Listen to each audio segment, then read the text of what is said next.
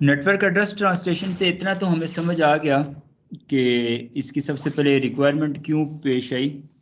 सबसे पहले हमारे आईपी वेरिएंट 4 के जो एड्रेसेस थे बड़े लिमिटेड थे, ठीक है। शुरू में तो कोई प्रॉब्लम नहीं थी आईपी वेरिएंट 4 के साथ, चूँकि कम लोगों को इंटरनेट का कॉन्सेप्ट पता था, कम लोग इंटरनेट में जाते थे, इंटरनेट के साथ कम्युनिकेट करते थे। लेकिन जैसे जैसे टाइम बढ़ता गया, इंटरनेट की यूज़ बढ़ती गई, डिफरेंट ऑर्गेनाइजेशन डिफरेंट कंट्रीज़ आपस में कम्युनिकेट करना स्टार्ट हुई, तो ऑब्वियसली उन ऑर्गेनाइजेशन की एम्प्लॉयज़ की तादाद भी बढ़ती गई, डाटा एक्सचेंज होता गया।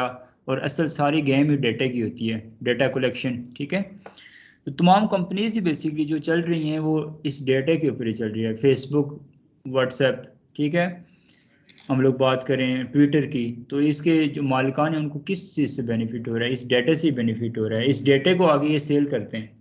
इस जी, ये डेटा सारा आगे बेसिकली बिजनेस के अंदर यूज़ होता है। ये इस डेटा की मदद से ये चीज़ पता चलती है इन लोगों के इंटरेस्ट क्या है। आने वाले दौर का बिजनेस इसी वजह से डाउन नहीं होता। मैंने आपको नोकिया की एग्जांपल दी थी कि उसने वक्त के साथ साथ अपने आप को अपडेट नहीं किया, और जो है ना स्टॉक ज़्यादा बना दिया, इतना ज़्यादा कि वो फिर उससे सेल भी नहीं कर पाया और उससे बाहर भी नहीं निकल पाया। तो ये बहरहाल एक लंबी बहस है जो कि हम डिस्कस करते रहते हैं, लेकिन आज हम लोग बात करते हैं कि आईपी वेरिएंट 4 इसी वजह से इस डेटे के साथ डील करना लोगों ने जब शुरू किया ऑर्गेनाइजेशन के अंदर, फिर उनको एम्प्लॉयज़ की ज़रूरत पड़ी, फिर डिवाइसेस की ज़रूरत पड़ी, फिर आईपीज़ की ज़रूरत पड़ी।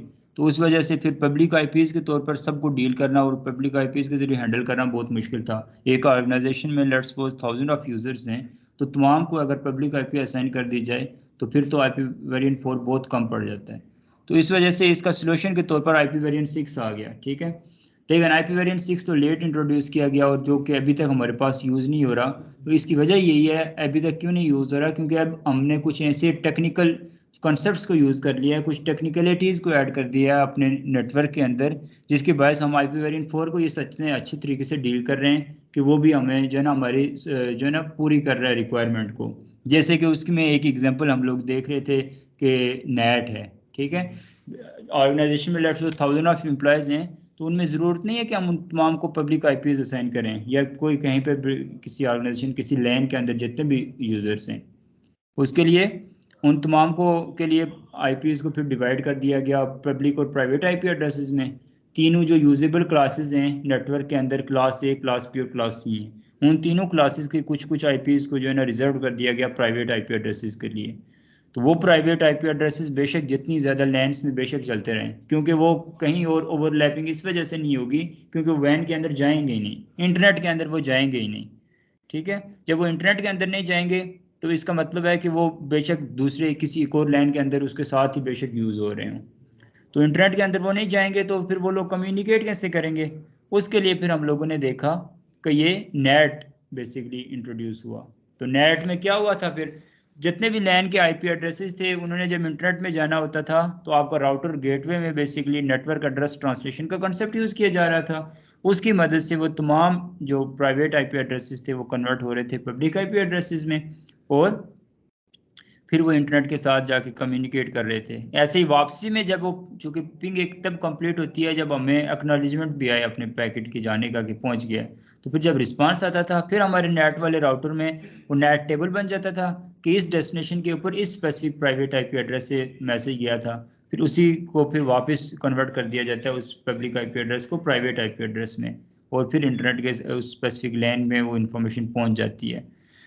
तो इसमें फिर तीन हम लोगों ने बेसिकली सिनेरियोज देखे थे। सबसे पहले static net, one two one netting किसी एक स्पेसिफिक पर्पस के लिए, ठीक है, हम लोगों ने यूज़ करनी होती है स्टैटिक नेटिंग कि लैन के अंदर एक ही डिवाइस को इंटरनेट के साथ, इंटरनेट के एक पब्लिक आईपी एड्रेस के साथ मैप करवाना हो, तो उसको कहते हैं static netting, one two one netting.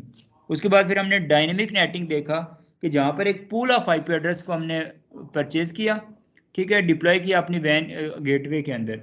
उसके बाद उस पूल को हमने मैप करवा दिया अपने लैन के अंदर इंटरेस्टेड जो है ना ट्रैफिक थी। अब लैन के अंदर चूंकि मुख्तलिफ नेटवर्क चल रहे होते हैं, ठीक है, मुख्तलिफ नेटवर्क से क्या मुराद है कि वीलैंस हमने क्रिएट की होती हैं, उनके मल्टीपल पर्पजेज होते हैं। कुछ वीलैंस होती हैं जिन्होंने जस्ट इंटरनेट के जरिए कम्युनिकेट करना होता है, इंटरनेट सर्विसेज लेनी होती है, ये इसकी एग्जांपल के तौर पर आजकल मैंने आपको प्रीवियस क्लासेस में बताया भी है कि ई ऑफिस ऐप के तौर पर आजकल ज़्यादातर पाकिस्तान की गवर्नमेंट ऑर्गेनाइजेशंस के अंदर जो कि हमने डिप्लॉय भी किए हैं वो यूज़ हो रही हैं इंटरनेट सर्विसेज। एनटीसी की बेसिकली ये सर्विस है, इंटरनेट की दे रहा है ये ई ऑफिस ऐप के लिए, और वो NITB के ज़रिए आगे मुख्तलिफ मिनिस्ट्रीज़ में और गवर्नमेंट एंड नैब वगैरह और गवर्नमेंट तमाम इंस्टीट्यूशंस जो हैं वहाँ पर ई ऑफिस को इंट्रोड्यूस करवाया जा रहा है। लेकिन चूंकि एक सिक्योर ऐप है जहाँ पर जिसमें आपका तमाम ऑफिस का डेटा, ये चीज़ भी इसमें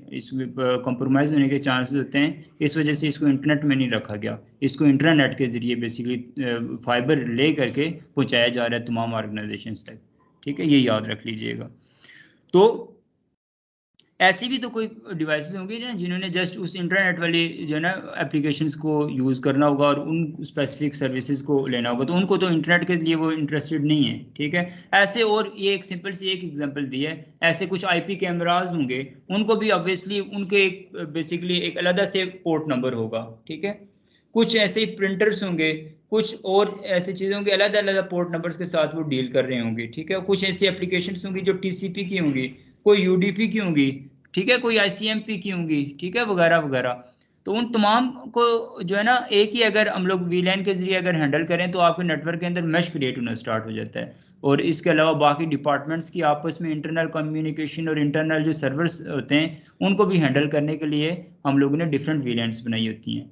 तो इन तमाम चीज़ों को ध्यान में रखते हुए हमारे LAN के अंदर सिंपल सी बात यह कि मल्टीपल जो है ना VLANs चल रही होती है, मल्टीपल नेटवर्क्स होते हैं। उनमें से फिर जो जो इंटरेस्टेड नेटवर्क होते हैं उन स्पेसिफिक हम लोग जो है ना पूल ऑफ IP एड्रेसेस में से उन कुछ IP एड्रेसेस के साथ उनको मैप करवा कर इंटरनेट में भेज देते थे।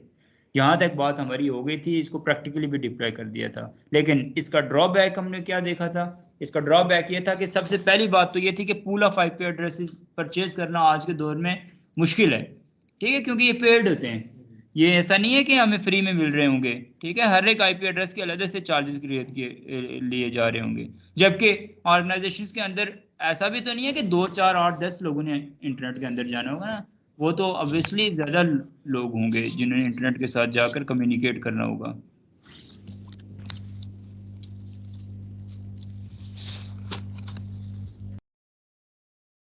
अच्छा,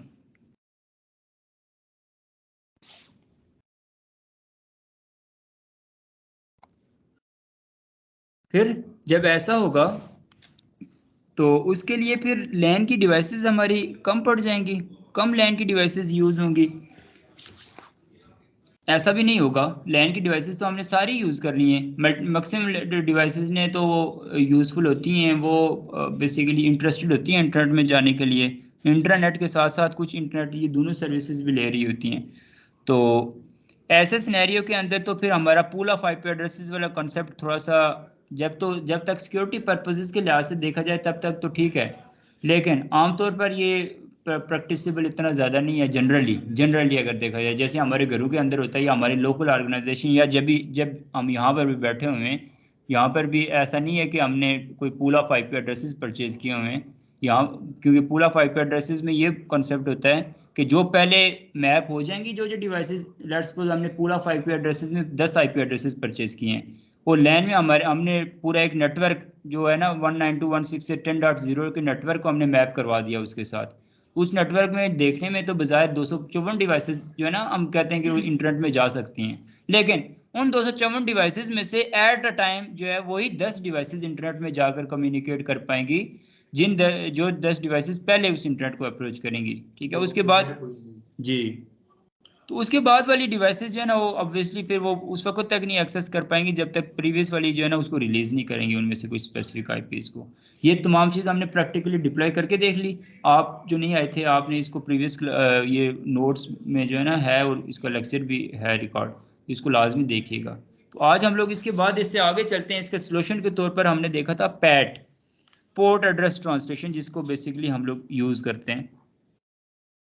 पोर्ट एड्रेस ट्रांसलेशन को डिस्कस करने से पहले मैं आपको पोर्ट्स की इंफॉर्मेशन थोड़ा सा देता चलूं। जैसे कि हमारी इंफॉर्मेशन याद रखिएगा, OSI मॉडल को आप सब लोग तो सीनियर स्टूडेंट्स हैं, आप सब ने पढ़ा भी हुआ है OSI मॉडल को। तो OSI मॉडल में हमारी इंफॉर्मेशन जब ओरिजिनेट होती है तो सबसे पहले एप्लीकेशन लेयर, ठीक है, presentation layer, session layer, transport layer, ठीक है, फिर ये फिर नेटवर्क, डाटा लिंक और फिजिकल। तो सबसे पहले जो एप्लीकेशन लेयर होती है वो, उसमें तो वो एप्लीकेशन होती है जिस स्पेसिफिक एप्लीकेशन के ऊपर काम चल रहा होता है, ठीक है। तो वो एप्लीकेशन टीसीपी की भी हो सकती है, यूडीपी की हो सकती है, ठीक है, वो कोई व्हाट्सएप, फेसबुक वगैरह जो एप्लीकेशंस के लिहाज से डील। फिर प्रेजेंटेशन लेयर या एप्लीकेशन दोनों में, लेकिन स्पेसिफिकली प्रेजेंटेशन लेयर के अंदर जो है ना आपके बेसिकली वो डेटा जो होता है वो डेटा बिट्स की फॉर्म में, मशीन लैंग्वेज की फॉर्म में कन्वर्ट हो रहा होता है, 01 की फॉर्म में कन्वर्ट हो रहा होता है, वही डेटा वही पैकेट, ठीक है। उसके बाद सेशन लेयर में वो सोर्स और डेस्टिनेशन सेशंस क्रिएट होते हैं। लेकिन असल जो बात बतानी है ट्रांसपोर्ट लेयर, ट्रांसपोर्ट लेयर में क्या होगा, ट्रांसपोर्ट लेयर डेटा की कम्युनिकेशन के लिए रिस्पॉन्सिबल होती है कि एक तो ये सोर्स थी, जैसे अब यहाँ पर नेटवर्क लेयर और ट्रांसपोर्ट लेयर में आपको डिफरेंस पता होना चाहिए, ठीक है। कर्सर किधर गया, देखिए ये राउटर 2, यहाँ से हमने पिंग करना है बेसिकली किसको, इस सर्वर को, ठीक है, जो इंटरनेट के अंदर कोई एक सर्वर पड़ा हुआ है, ठीक है। सोर्स क्या है, ये राउटर 2, डेस्टिनेशन क्या है, ये सर्वर। जो होती है ना आपकी नेटवर्क लेयर, जहां पर राउटिंग होती है, नेटवर्क लेयर रिस्पॉन्सिबल होती है कि इस डिवाइस की इस पोर्ट से, ये वाली जो पोर्ट से मेरा फिजिकल जो इसकी पोर्ट है, यहां से डेटे को कैरी करके इस डिवाइस की इस पोर्ट तक लेके जाने के लिए, ठीक है। यहाँ ये होता है बेसिकली नेटवर्क लेयर का काम। इसके बाद जो ट्रांसपोर्ट लेयर होती है, ट्रांसपोर्ट लेयर का काम होता है कि इस स्पेसिफिक जो इस जो होस्ट होगा या ये, जी मैं कर्सर यूज कर लेता हूँ कोई बड़ा वाला,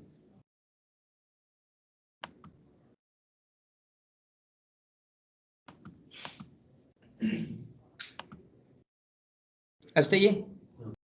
अब ये जो, अब क्या ट्रांसपोर्ट लेयर का क्या काम होता है इत्शाम, यहाँ पर इस स्पेसिफिक जो होस्ट होगा, इस होस्ट के ऊपर जिस एप्लीकेशन को यूज करते हुए जो डेटा हम ट्रांसफर कर रहे हैं, उस एप्लीकेशन से डेटा उठाकर लेके जाना, और इस स्पेसिफिक डेस्टिनेशन वाली इस सर्वर के ऊपर जिस एप्लीकेशन का वो डेटा है, उस एप्लीकेशन तक वो डेटा लेके जाना और पहुंचाना। यानी कि ट्रांसपोर्ट जो नेटवर्क लेयर है वो पोर्ट टू पोर्ट डेटा को पूरी एक डिवाइस से दूसरी डिवाइस तक पहुंचाने के लिए रिस्पॉन्सिबल है, जबकि ट्रांसपोर्ट लेयर उस डिवाइस के ऊपर जो प्रोटोकॉल चल रहा है, जो बेसिकली एप्लीकेशन चल रही है, उस एप्लीकेशन से उस डेस्टिनेशन एप्लीकेशन तक डेटा को पहुंचाने के लिए काबिल होगी।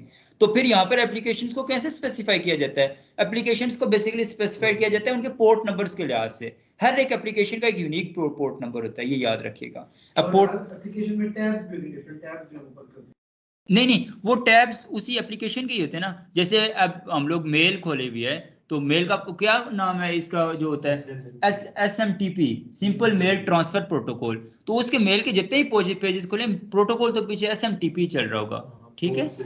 हाँ, लेकिन रिसीव किस टैब, मिसाल के तौर पर मैंने दो टैब ओपन की हुई हैं, उसमें क्रोम में दो टैब ओपन की हुई हैं, एक में मैंने मेल ओपन किया हुआ है, जीमेल ओपन किया हुआ है, और एक में मैंने क्योर मेल की ब्राउजिंग कर रहा हूं। हाँ, तो जो जीमेल ओपन किया हुआ है उसका पोर्ट नंबर अलग है, कोई और ब्राउजिंग के लिए उसका अलग है। मैं गूगल का पोर्ट नंबर नहीं देखा जाएगा, जबकि उसके ऊपर जो स्पेसिफिक ब्राउजर एक अलग टैब पे जो स्पेसिफिक एप्लीकेशन ओपन की होगी उसका पोर्ट नंबर देखा जाएगा, ठीक है। गुड, ये क्वेश्चन भी टेक्निकल था।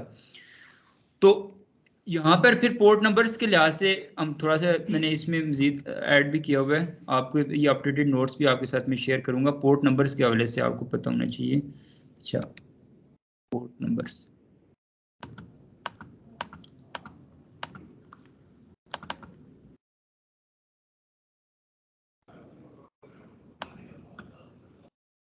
जनरली तो आपको पता है कि जो होती है ना पोर्ट नंबर्स, प्राइवेट भी होती हैं और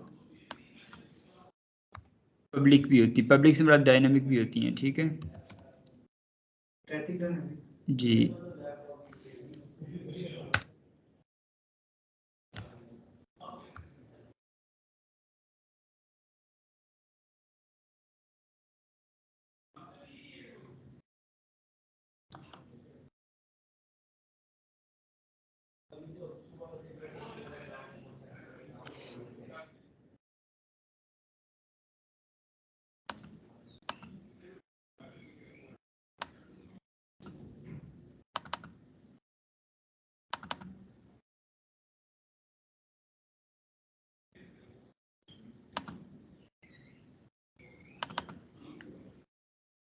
जी, तो कंप्यूटर नेटवर्किंग के अंदर अगर जैसे हम लोगों ने बेसिकली जनरली डिस्कस किया था ना आईपी एड्रेसिंग को, उसकी क्लासेस इसी और उसके बारे में सारे कॉन्सेप्ट यूनिकली किस तरह से उसको आइडेंटिफाई किया जाता है, इसी तरह से पोर्ट नंबर के लिहाज से याद करिएगा कि कंप्यूटर नेटवर्किंग के अंदर एक 16 बिट, ठीक है, 16 बिट की जो है ना बेसिकली जो है ना एक नंबर होता है, इंटीजर होता है, जो कि किसी भी एक एप्लीकेशन को या कोई एक सर्विस से चल रही होती है, कोई सर्वर की कोई सर्विस हो सकती है या फिर कोई ब्राउजर की कोई एप्लीकेशन हो सकती है कंप्यूटर सिस्टम के अंदर, उस एक स्पेसिफिक एप्लीकेशन को यूनिकली आइडेंटिफाई करता है। आईपी एड्रेस क्या करता है, उस डिवाइस को यूनिकली आइडेंटिफाई करने के लिए होता है ना कि कहाँ से कोई रीजन बेस होता है, लेकिन पोर्ट नंबर उस स्पेसिफिक एक एप्लीकेशन के लिहाज से होता है, ठीक है, तो ये याद रख लेगा। तो ये बेसिकली लेयर्ड की फॉर्म में इंफॉर्मेशन को सोर्स से लेकर डेस्टिनेशन तक पहुंचाने के लिए जो होता है वो पोर्ट नंबर से रिस्पॉन्सिबल होते हैं। और जैसे आईपी एड्रेसेस को कौन हैंडल करता है, आयाना हैंडल करता है, ऐसे ही पोर्ट नंबर्स भी उन स्पेसिफिक एप्लीकेशंस को आयाना की तरफ से हैंडल किए जाते हैं, ठीक है, आयाना।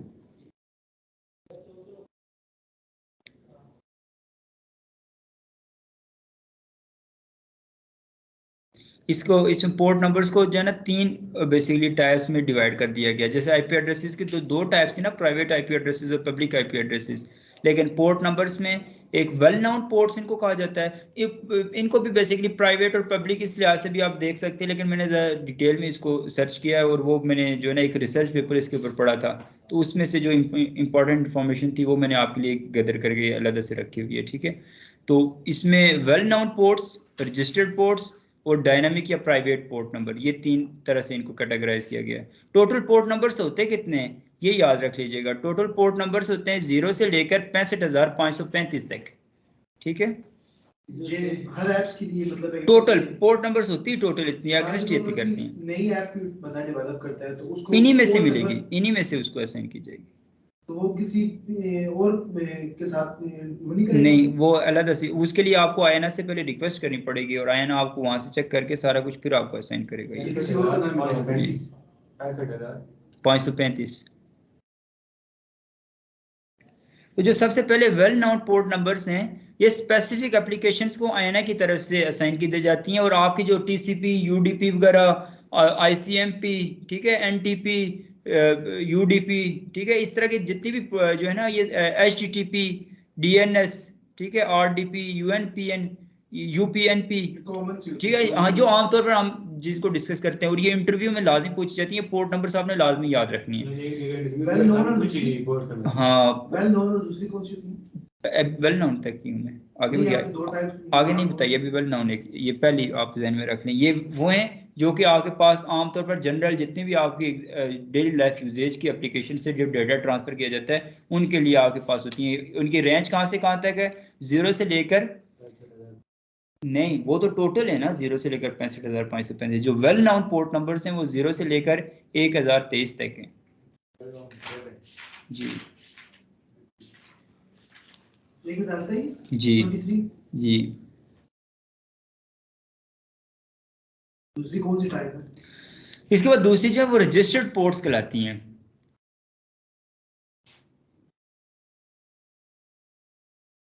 जो ये रजिस्टर्ड पोर्ट जिनके बारे में आप बात कर रहे थे कि ये बेसिकली ऑर्गेनाइजेशंस, जिस ऑर्गेनाइजेशन जैसे हम लोग डोमेन परचेज करते हैं ना, तो उसके बाद ये पोर्ट नंबर्स आपको असाइन किए जाते हैं उन ऑर्गेनाइजेशन से जिनसे आप जो है ना डोमेन परचेज करते हो। ये आयाना नहीं परचेज करता आपको, इस चूंकि हम लेट्स सपोज कोई वेबसाइट बनाते हैं या कोई एप्लीकेशन बनाते हैं तो हम डायरेक्ट आयाना को अप्रोच कर सकते हैं, नहीं कर सकते, लेकिन उसको हमेशा किसी डोमेन में हमें रजिस्टर्ड करवाना पड़ता है, तो उस डोमेन के जरिए से हमें जो है ना मिलती हैं, और ये बड़ी रेंज होती है।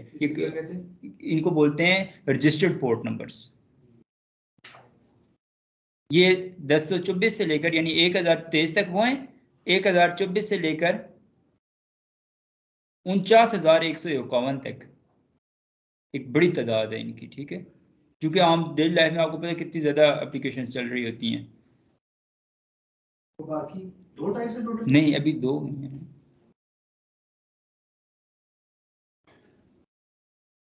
49,151।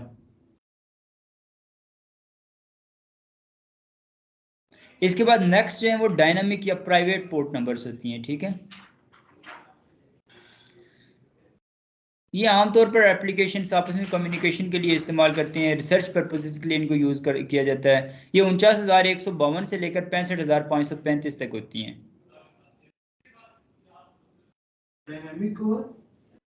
डायनामिक या प्राइवेट और को टर्म यूज़ करना है। ये रिसर्च पर्पस जी।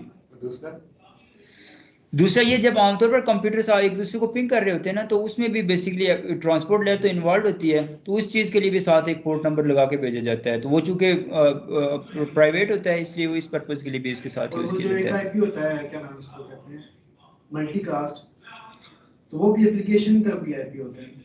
वो मल्टीकास्ट आईपी एक अलग कंसेप्ट है, उसमें उसको हमने डिस्कस किया था ना, OSPF में डिटेल में स्टडी किया था। वो भी इसी तरह से एप्लीकेशन का ही आईपी होता है।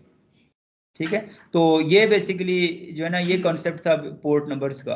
ठीक है, इनको इस तरह से यूनिकली हम लोग आइडेंटिफाई कर सकते हैं। 49152 से आगे 65,535 पूरा जी।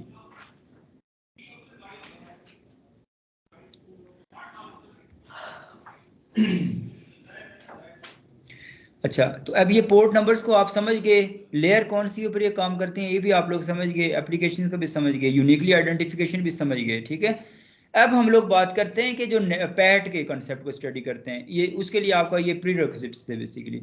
तो पैट पोर्ट एड्रेस ट्रांसलेशन में भी बेसिकली कॉन्सेप्ट क्या यूज होता है, जो हम डेली लाइफ में यूज करते हैं। हमने कहीं पे ISP से पूल ऑफ IP एड्रेसेस नहीं परचेज किए होते, और ना ही हमने कोई 1-to-1 नेटिंग भी की होती है। जी, ये पोर्ट नंबर ट्रांसपोर्ट लेयर पे काम करते हैं। जी, ट्रांसपोर्ट लेयर। और इसका भी वैसे ही कांसेप्ट मतलब है कि ट्रांसलेशन होती है जिस तरह DNS होता है डोमेन।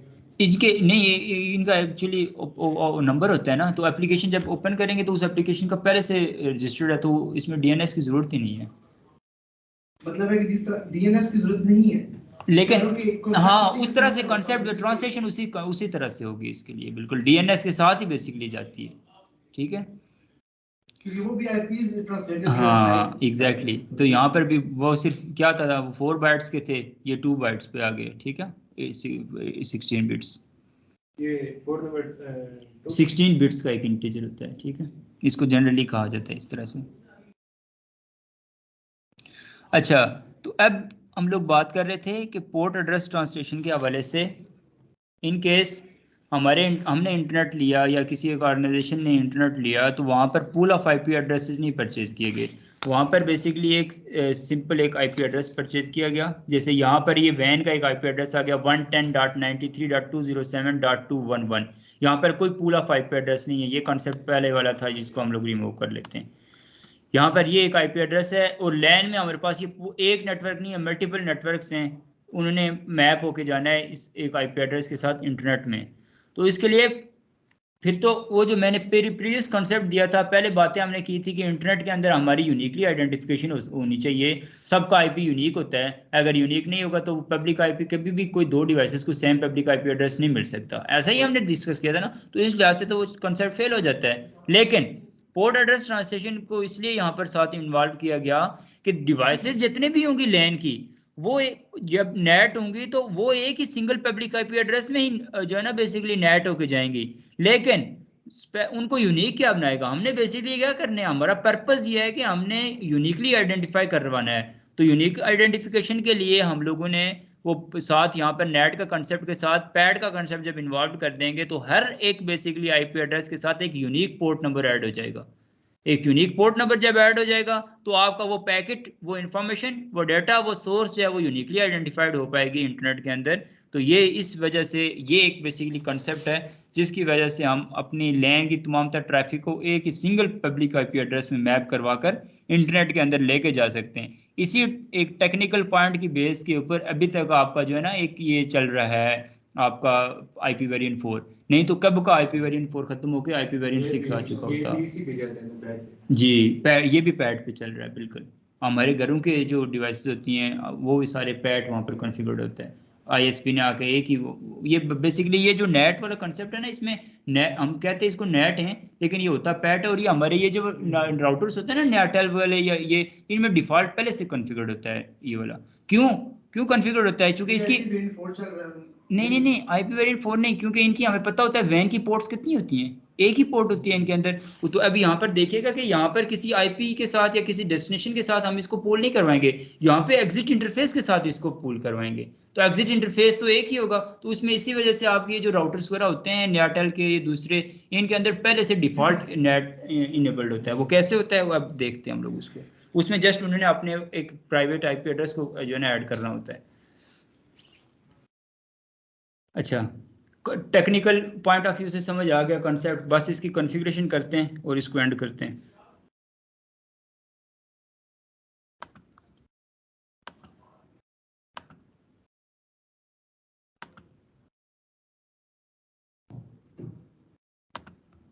मंडे से सर 10 बजे क्लास लेंगे। इसका मुझे कोई आइडिया नहीं, उन्होंने मीटिंग एक थी उसमें हम मिले थे, तो उसमें उन्होंने ये चीज़ मुझे बताई थी कि मोस्ट प्रोबेबली मैं क्लास लूँ। तो नहीं, आप सीनियर क्लास करवाएंगे? सीनियर क्लास आप मैं अब नेक्स्ट टॉपिक ऐसा स्टार्ट करवाऊँ ना, सीसीएनए सीनियर जूनियर को मैं मिक्स कर लूँगा, क्योंकि सीसीएनए का जूनियर बैच एक और स्टार्ट होने वाला है नेक्स्ट, इस वजह से। 26 जी, फिर मतलब है कि जल्दी क्लास हो जाए मेरी।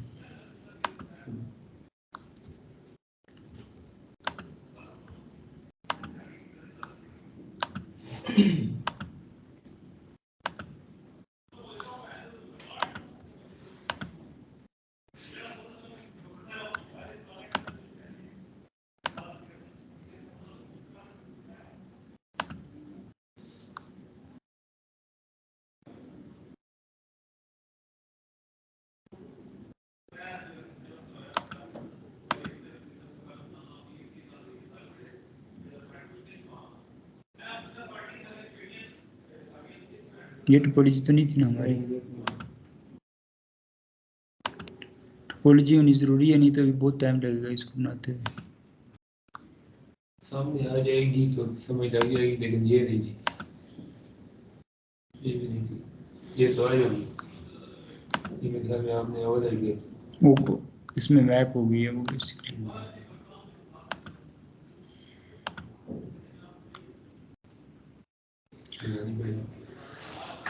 कमांड्स बता दूं आप लोगों को, असाइनमेंट थे तो इसकी फिर एक ही कमांड है सिंपल, ये कमांड हम डिस्कस कर लेते हैं। जी, वही सेम आपने कंसेप्ट को यूज़ करना है, क्योंकि अभी टोपोलॉजी में टाइम लग जाएगा। ठीक है, आप वैसे भी सारे जो है ना अभी एनपी वाले ही हैं, एनए वाला भी यहाँ पर कोई नहीं बैठा हुआ, एक इच्छा में वो कर लेगा। जब वो आप प्रीवियस क्लास को देखोगे ना, उसमें स्टैटिक नेट और डायनेमिक नेट में सबसे पहले मैं डिफरेंस बता दूं। स्टैटिक नेट में हमने IP net inside source static, और वो आईपी एड्रेस जिसको सोर्स का आईपी और डेस्टिनेशन का आईपी, इन दोनों को आप वहाँ पर ट्रांसलेट करवा दिया था। अब जब डायनेमिक नेट कॉन्फ़िगर करवाएंगे तो सबसे पहले हम लोगों ने क्या करना है, जो हमारा गेटवे का राउटर होगा वो चीज़ हमने मेक श्योर करनी है कि गेटवे के राउटर से वो सर्वर पहले से रीचेबल होने चाहिए। उसके लिए गेटवे के राउटर के ऊपर हमने एक डिफॉल्ट रूट ऐड कर देना है, बस वापसी का कोई रूट नहीं देना। यहाँ पर स्टैटिक रूटिंग वाला कंसेप्ट नहीं यूज़ करना, स्टैटिक नेट कर रहे हैं हम लोग बेसिकली।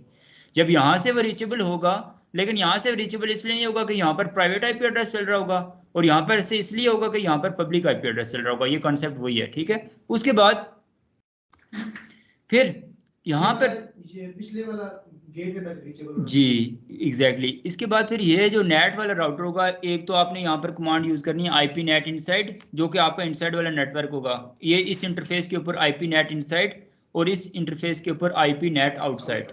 ये पता होना चाहिए कि कहाँ पर इनसाइड नेट चलेगा और कहाँ पर आउटसाइड नेट चलेगा। क्यों? इसके लिए बेसिकली 4 स्टेप्स होते हैं, 4 कॉन्सेप्ट्स होते हैं जिनके बारे में हमें पता होना चाहिए। कौन कौन से? Inside local, inside global, outside local, outside global.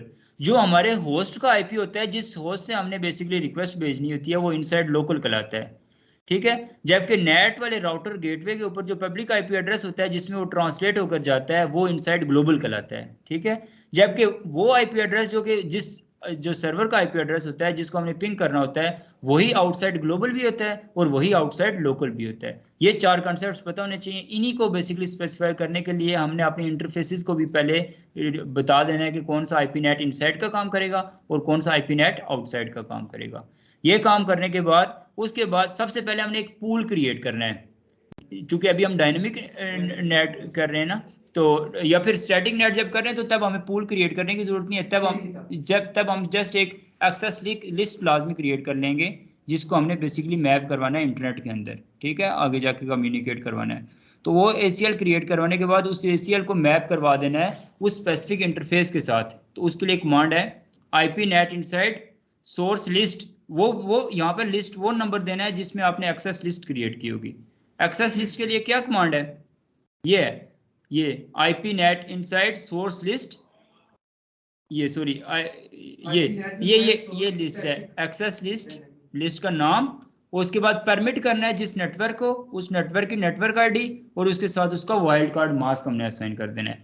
ये काम करने के बाद फिर हमने जब पैड को कॉन्फ़िगर कर रहे होंगे तो पैड के लिए ये कमांड है, ये नोट कर लें IP, ये जस्ट वन कमांड है जिसकी मदद से आपका पैड कॉन्फ़िगर हो जाएगा। IP net inside source list, वो लिस्ट जो कि आपने यहाँ पर ये ऊपर एक्सेस लिस्ट दी होगी, जैसे यहाँ पर अगर एक्सेस लिस्ट 10 है तो यहाँ पर भी हमें क्या लिखना पड़ेगा, लिस्ट 10। फिर इंटरफेस गीगाबिट इथरनेट 0/0, ये कौन सा इंटरफेस, ये वो इंटरफेस जिसके जरिए आपको ये एग्जिट इंटरफेस होगा उस गेटवे का, ये देखिए ये इस गेटवे वाले राउटर का ये जो एग्जिट इंटरफेस होगा, इस इंटरफेस को हम लोगों ने यहाँ पर शो करवा देना है, इंटरफेस गीगाबिट इथरनेट जो भी है 0/0, और उसके बाद वहां पर इसको क्या करवा देना है, ओवरलोड करवा देना है। जब ये काम करेंगे तो लैन की जितनी भी डिवाइसेस आप ऐड करके देख लें, उनसे एक ही वक्त में आप इंटरनेट में जा रहे होंगे, सोर्स IP सबका अपना अपना होगा, ठीक है, और इसके अलावा जो IP नेट इनसाइड ग्लोबल वाला IP एड्रेस सबका एक होगा, लेकिन उसके आगे साथ ही 2 कॉलम्स लगकर एक पोर्ट नंबर लिखा हुआ आपको नजर आएगा। वो पोर्ट नंबर कभी भी किसी दो का सेम नहीं होगा, वो हर एक का यूनिक होगा। उस IP एड्रेस और उस यूनिक पोर्ट नंबर की मदद से वो फिर इंटरनेट में जाके कम्युनिकेट कर पाएंगे। क्लियर हो गई ये बात? इस तरह से ये बेसिकली पूरा कॉन्सेप्ट होगा। ये लाजमी आप लोगों ने करके मुझे नेक्स्ट क्लास में ये चेक करवाना है, और अगर करते हुए किसी को प्रॉब्लम आती है वो पर्सनली मुझसे पूछ सकता है, तो एंड डेस्क में आके मुझसे समझ ले, मैं उसको वहाँ पर अवेलेबल हूँगा, क्लियर करवा दूंगा। गुड, कुछ नहीं तो किया भी हुआ है।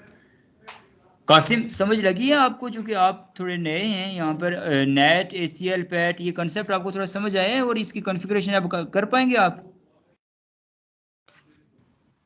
सर मैंने ये आपने किए तो बस पीछे से कोई चेक करूंगा इंशाल्लाह, सर कोई समझ रहा हूँ।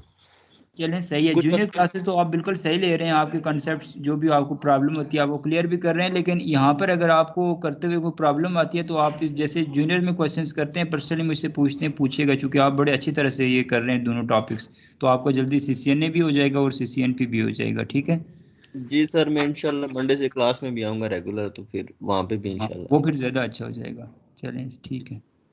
और नाजिम भाई बताइए, आप कैसे हैं, खैरियत से हैं? जी, ये मेरे ख्याल में ऑन करके चले गए हैं कहीं पे। चलें ठीक है जी, नेक्स्ट क्लास में मिलते हैं फिर। नहीं मैं सुन रहा हूँ मदाम भाई, सॉरी वो क्लिक नहीं हो रहा था। अच्छा, खैरियत से हैं आप? कैसे चल रहा है सब हाँ, कुछ, यूनिवर्सिटी वगैरह सब सही है? सब अल्लाह का शुक्र है, ठीक चल रहा है। वहीं इस्लामिक यूनिवर्सिटी में ही हैं आप? हाँ, इस्लामिक यूनिवर्सिटी में। अच्छा, और NP कहाँ तक हो गए थे आपके टॉपिक्स कवर सारे? नहीं, कुछ रहते हैं वो अभी सर ने दोबारा करवाने कुछ चीज़ें, तो वो महल में जब दोबारा स्टार्ट होगा तो कवर करेंगे इंशाल्लाह। चलें ठीक है, आया करें क्लासेस में, रिवाइज हो जाया करेगा अगर फ्री हाँ नहीं, मैं इसलिए आया था, अच्छा काफ़ी सारी चीज़ें रिवाइज हो गई हैं। चलें इंशाल्लाह आप रेगुलर आए फर्स्ट क्लास में इंशाल्लाह। बिल्कुल सही है, ठीक है। चलें जी ठीक है, फिर मिलते हैं नेक्स्ट क्लास में। तो इसके अलावा नाजिम भाई आपने जूनियर क्लासेस को भी ज्वाइन करना हुआ तो मुझे मैसेज कर लीजिएगा, मैं उस ग्रुप में भी आपको ऐड कर लूँगा, क्योंकि वहाँ पर अभी मैं एडवांस लेवल पे जो भी काम करवा रहा हूँ साथ जो है ना, प्रीवियस जब आप लोगों ने पढ़ा होगा उससे ज़्यादा अच्छी तरह से कोशिश कर रहा हूँ करवाने की। तो उसमें भी अगर आप अच्छा, ज्वाइन होना चाहते हुए तो बताइएगा, मैं फिर आपको ग्रुप में ऐड कर दूँगा, ठीक है? ठीक है मैं